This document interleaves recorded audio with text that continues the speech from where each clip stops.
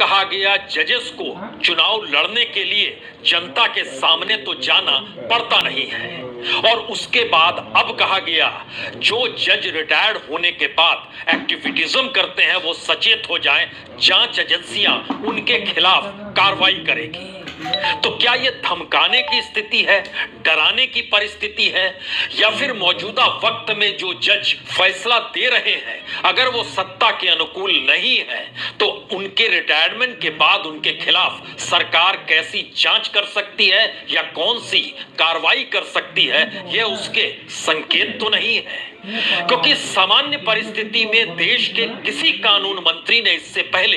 कभी नहीं कहा होगा कि जज रिटायर्ड होने के बाद ऐसी भूमिका में नहीं आए जहां पर लगे कि वो एक्टिविटीज्म कर रहे हैं या उनके विचार सरकार के खिलाफ हैं, या फिर वो ये सोचते हैं कि सरकार के खिलाफ सुप्रीम कोर्ट को ऐसे फैसले देने चाहिए जो नीतियों में बदलाव करें या फिर ऐसे फैसलों के जरिए भारत को प्रभावित किया जा सके। दरअसल यह सारी मानसिकता टुकड़े टुकड़े गैंग की है। ऐसी स्थिति इससे पहले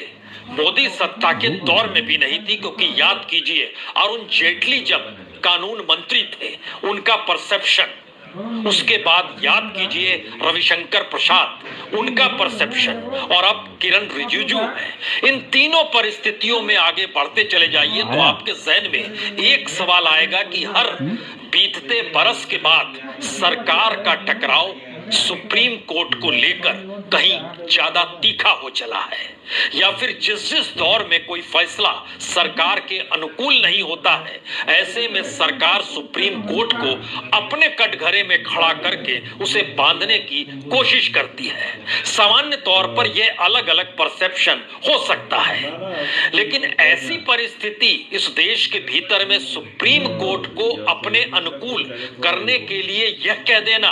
कि कॉन्स्टिट्यूशन का हाईजैक आपने कर लिया, जनता के प्रति तो हम ही जिम्मेदार हैं क्योंकि जनता ने हमें चुना है, आप तो चुनाव लड़ने जाते नहीं हैं, और जजेस ही जजों की नियुक्ति क्यों करते हैं। और कहते कहते आज यहां तक आ गए कि दरअसल जिस जज ने गड़बड़ी की, यह तो साइलेंट शब्द है, दरअसल जज रिटायर्ड होने के बाद एक्टिविटीज्म ना करें।